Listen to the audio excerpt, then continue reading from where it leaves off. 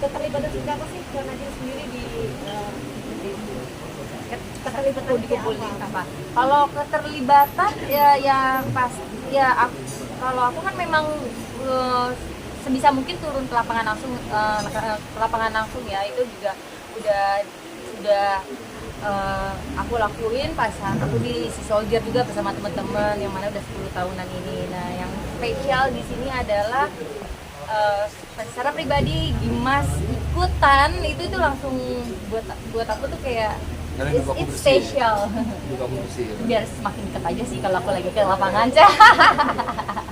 Nggak, ternyata selama ini dia mengamati, selama ini dia ngelihat dan berpikir what's next gitu loh. Di Soldier memang banyak kegiatannya, ada di 15 kota dengan segudang program ya, dan ngikutin per daerahnya, ada sampah, ada mangrove, ada dolphin, tergantung permasalahan sampahnya apa gitu. Tapi Dimas ini mengasih masukan gitu, kayak mau ngapain lagi, kita harus bisa melihat dan orang tuh harus berpikir bahwa sampah ini ada nilainya, bukan hanya sekedar membuang tapi mendaur ulang dan difungsikan lagi dan bermanfaat. Itu baik banget loh, apalagi kita bisa memperpendek tali pada si penggulungnya, si pelapaknya, atau rantai ekosistemnya itu diperpendek lah. Nah itu kita berdua turun langsung dan melihat memang benar ini harus diperpendek nih talinya, rantainya ini loh, karena memang mereka harus bisa merasakan bahwa ini semua ada nilainya dan sirkular ekonominya pun akan bisa berjalan kalau semuanya bergerak gitu. Jadi tenggat banget Dimas dengan caranya sendiri mencoba untuk mengeluarkan idenya untuk gimana nih untuk mengatasi permasalahan ini. Ditambah lagi kita juga punya keluarga yang sangat mensupport dan selalu kasih masukan, ini bagus, ini ada info yang baik banget nih, ada negara-negara yang lagi bikin sesuatu nih, bikin energi dari sampahnya gitu. Jadi kita mengulik kira-kira apa ya gitu yang bisa kita lakukan. Ditambah lagi karena kita udah punya 2 anak, kita juga pengen anak ini menjadi generasi penerus untuk menjaga lingkungannya supaya mereka bisa melihat apa yang kita bisa lihat. Jangan sampai kejadian dinosaurus gitu ya, hanya bisa dilihat atau mitos-mitos doang dan itu udah hilang gitu. Kita ingin anak-anak kita ini juga bisa melihat binatang-binatang dengan lingkungannya gitu. Kayak yang paling riskan kan sekarang kayak badak, terus harimau. Jangan sampai itu yang bisa dilihat nanti cuma di museum gitu. Kita pengen kalau lingkungannya, alamnya bersih, keharmonisan pada masyarakat dengan binatangnya ini terjaga, mereka anak-anak kita ini bisa melihat yang namanya nanti badak, harimau itu. Jadi itu harus dipikirkan sejak dini, dan itu sekarang Dimas sama saya terlibat di dalam persampahan karena sampah ini nggak boleh dimusuhin karena bisa berguna lagi dan bermanfaat loh buat kita. Coba bayangin sampah sampah plastik atau plastik dihilangkan di muka bumi ini, mau nggak? Apa yang akan terjadi? Dan kita balik lagi ke zaman batu yang benar-benar nggak ada plastik. Apakah mau? Kalau saya nggak mau. Kenapa? Karena plastik itu cukup membantu kehidupanku, tapi yang harus sendiri adalah waste manajemennya. Kita sempat cekcok tuh dulu ya. Kita sempat cekcok gitu. Saya pengguna plastik, dia anti plastik awalnya. Tapi buat saya enggak, plastik ini bermanfaat karena buat saya pribadi, saya menyimpan plastik ini karena bermanfaat pada saat saya kena hujanan, handphone, dompet saya semua aman dalam plastik. Makanya saya pasti akan selalu bawa plastik. Tapi kan ada plastik nggak bisa karena plastik pasti akan mengemas air, sedangkan plastik itu waterproof. Jadi akhirnya apa ya, daripada kita berdebat itu, ya kira kita bergerak bagaimana sih solusinya ini? Apa sih? Pasti ada solusinya nih. Oh ternyata memang plastik itu ada manfaatnya dan memang justru malah cara kita menggunakannya itu yang harus lebih bijak. Jangan sekali pakai harus kita buang sembarangan. Karena pada saat kita buang sembarangan kan ya nggak ada yang ngurusin. Tapi kalau misalkan kita bisa gunakan ulang ataupun kita bisa taruh dengan sistem cara buangnya, kita taruh di pembuangan yang benar, itu bisa didaur ulang, itu semua kan ada manfaatnya dan lagi menjadi sebuah ekosistem yang bisa meningkatkan ekonomi juga kan. sekarang jadi satu frekuensi ya. Berarti sebelumnya ada perbedaan-perbedaan antara kalian ya. Justru perbedaan itu menyatukan kita. Iya. Dan itu yang saling ngisi kayak zipper kan, kayak saling mengisi, kayak cara gue sama cara Dimas tuh beda banget untuk speak up tentang lingkungan gitu. Itu yang membuat kita jadi berpikir dua kali, oh iya kayak cara ini oke ya. Dan yang paling serunya itu cara kita berdua tuh rada aneh gitu loh, maksudnya kadang-kadang tidak bisa masuk logik gitu, tapi justru itu yang ngena gitu loh.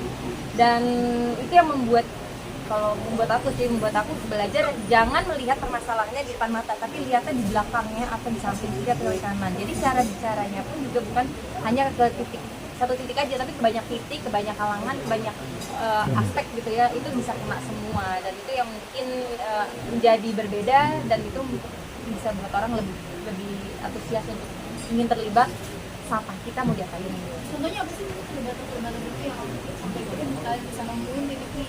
Biasanya apa yang sering diterapkan juga? Pasti kalau Ada lagi nih yang lucu. Ini kita sempat sisa makanan. Ya. Sisa makanan kadang-kadang aku tuh suka taruh sebagai pupuk pupuk tanaman langsung, gitu yang digali lagi tanaman guru, masukin lagi ke dalam situ. Tapi ternyata sama Nadine beda lagi, dia bikin ember segala macam. Ini apa sih belanja? Aku nggak akan belanja ternyata dia bikin kompos. Kompos. Jadi cara kita kan berbeda lagi, tapi ternyata oh ya ada manfaatnya juga. Sampai kira kita pelihara ayam maggot nih, kita pelihara maggot nih. Kan itu kan kalian waktu itu kan pandemi zaman pakai enzim itu kan lumayan jadi pupuk buat si tanaman gitu, gratisan lah, kasih vitamin. Tapi memang benar itu salah satu cara kita yang buat kita kayak oh iya nggak harus selalu sama kok untuk menjaga lingkungan gitu. Dan untuk nge-speak up atau mengajak orang pun juga caranya berbeda. Salah satunya kalau aku masih teman-teman si soldier, kita turun ke lapangan, terus orang-orang ikutan, baik yang volunteer atau yang memang jadi si soldier pusatnya kayak bersihin pantai atau nanam mangrove. Itu caraku. Kalau cara Dimas karena dia sangat mengulik tentang persenian di dunia seni, di film. Dia kemarin kan bikin film OOTD itu tentang fashion, tapi bikin baju-bajunya, desainernya itu dari limbah lumpur. Nah itu cara dia berbicara tentang lingkungan. Jadi itu yang membuat kita jadi kayak banyak cara kok untuk bicara tentang lingkungan. Nggak perlu maksa-maksa orang. Kalau orang nggak mau ya nggak apa-apa, karena itu pilihan, karena itu juga tanggung jawab kita sendiri kepada alam ini, kepada Tuhan kita. Tapi ingat, selama kita berbuat baik atau menjaga alam, atau sedikit kasih perhatian lah untuk alam dengan tidak sembarangan, itu yakin 100% alam akan ngasih rezeki 10 kali lipat. Dan kita mau pergi kemana aja akan dijaga sama alam, karena kita udah berbuat baik untuk alam. Nah gimana sih cara kalian kan kebetulan unik banget. Gimana sih uniknya ke anak-anak juga, terus secara kualitasnya justru ngurusin sampah gitu. Seperti apa sih? Kalau ngurusin sampah kita coba ngikutin anak-anak sih, walaupun yang nggak, maksudnya saat ini kita belum bawa ke TPA, takutnya jiwa lari sana lari sini ngumpet di antara sampah karena dikira main petak umpet kali ya. Tapi kita bisa tunjukin dari video-video dan ngelibatin dia memilah, buang sampah, kategorinya itu dari makanan yang dia suka, mainan yang dia suka, itu kita jelasin gitu, pelan-pelan aja gitu. Yang masih bisa mengisi melibatkan anak-anak aja gitu, yang dari hal yang kecil aja, dan di sekolah pun juga diajarin gitu. Yang dari barang-barang yang kita pakai gitu, terus dari buku-buku itu udah cukup untuk umurnya gitu. Sekarang ada, kalau jiwa sendiri praktek ini gimana? Ada ini nggak sih? Jiwa itu kalau jalan keluar rumah dia selalu ambil ranting, daun kering, kemudian bunga kering, kamboja yang udah jatuh. Dan semua perintilan alam itu biasanya kita prakaryakan di rumah. Ya dibikin apa gitu, tempel-tempel atau dibikin pakai selotip, taruh sini tuh ditempel-tempel bunganya jadi gelang, karena ya dia seneng aksesoris yang jadi bando.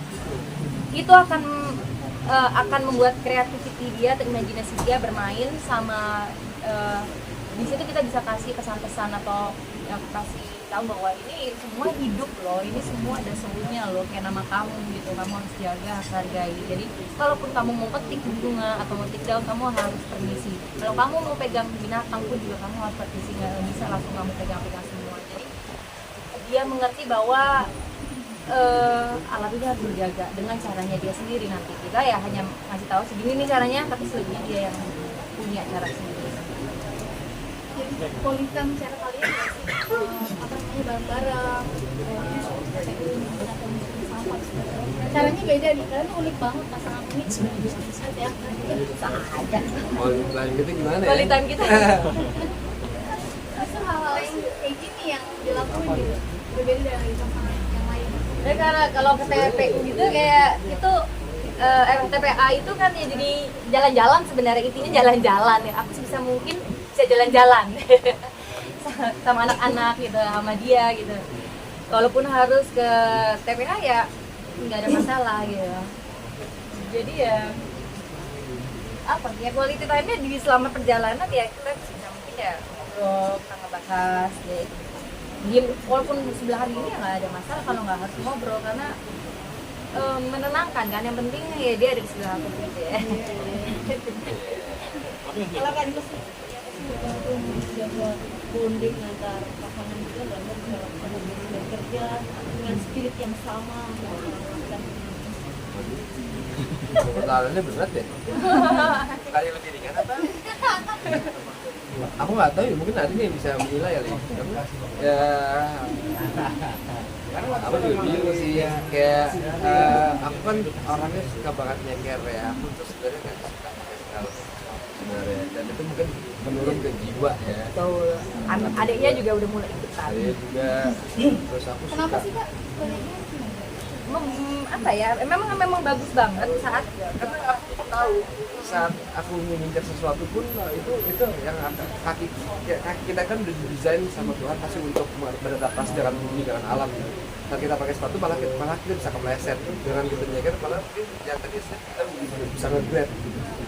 Jadi aku nggak tahu kenapa ya, itu yang aku suka gitu, dan itu kebiasaan mungkin yang aku diterapkan dari aku kecil, dari ya pergaulanku mungkin ya.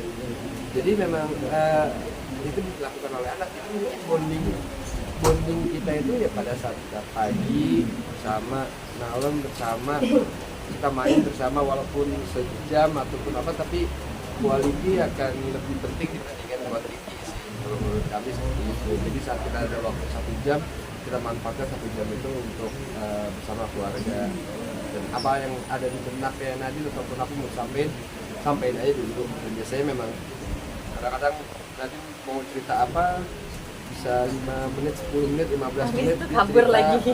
dia kabur ngapain, oh ya udah, yang penting dia udah keluarin apa itu, aku tinggal mendengarkan, aku menyerap. Kadang-kadang betul sebaliknya, dia nanya apa sih, kamu lagi bikin apa sih, nggak tahu, nggak tahu, keluarin aja, nggak tahu, aku keluarin semuanya, itu tinggal menyerap. Tapi ya itu kualitas akan lebih penting dibandingkan kualitas.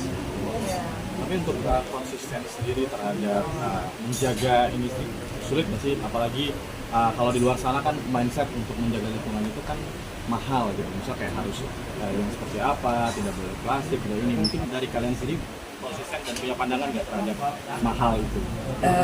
Kita kebetulan lebih sederhana sih. Kita nggak muluk-muluk, kita berdua orangnya nggak muluk-muluk. Jadi apa yang ada di depan kita, apa yang kita miliki, itu yang kita manfaatkan. Dan itu saya lihat banget gitu, kayak nanti tiba-tiba kita sempat waktu itu kita habis banyak buat goodie bag, kita buat goodie bag. Dari goodie bag itu kan kita bagi-bagiin hasil ulang tahun anak gitu. Ada sisa nih, diapain? Akhirnya saya berpikir kasihlah ke orang sekitar. Udah semua, ada lagi, ada. Ya udah coba prakaryakan. Kali ini usul lagi nggak ada kegiatan, anak-anak lagi libur siang, itu berkarya tuh di situ. Jadi bikin apa, dari cermin dihias lah atau apa. Jadi benar-benar memang apa yang ada di sekitar kita itu yang kita manfaatkan. Jadi istilahnya seperti kata orang Baduy gitu ya. Yang pendek jangan dipanjangkan, yang panjang jadi dipotong. Jadi baik. Ya itu yang kita punya, itu yang kita nikmatin dan apa adanya aja. Tapi kalau kehidupan kalian, ini perubahannya apa sih kak? Ada yang bisa tadi udah nggak pakai plastik kontribusi hal yang signifikan? kita masih pakai plastik kok, tapi kita mencoba untuk lebih menghargai si Lebih plastik bijak ini, ya. lebih bijak ya gitu, karena memang kita nggak bisa lepas dari plastik sekitar kita penuh dengan plastik kayak obat-obatan, handphone, semua perintilan mobil, semua tuh dari plastik, dan plastik sebenarnya membantu, tapi ya itu balik lagi waste manajemennya aja yang harus dibenerin. Dan di sini di Kumpulin ini kan memang kita mencoba untuk yang apa ya, ngasih tahu nih kalau cara kita berdua nih begini nih untuk mengajak orang gitu, apakah bisa gitu, dan kita ada solusinya, ini ada buktinya. Nah, orang kan butuh bukti kan sebenarnya, itu yang membuat kita kayak apa ya, kita jadi antusias juga, kita mau ngapain lagi gitu. Dan itu salah satu cara kita untuk apa ya, mengikat, mungkin saya bilang salah satu cara kita untuk lebih dapat quality time-nya juga, dan itu bahasa kasih kita gitu. Kayak memang rada aneh sih,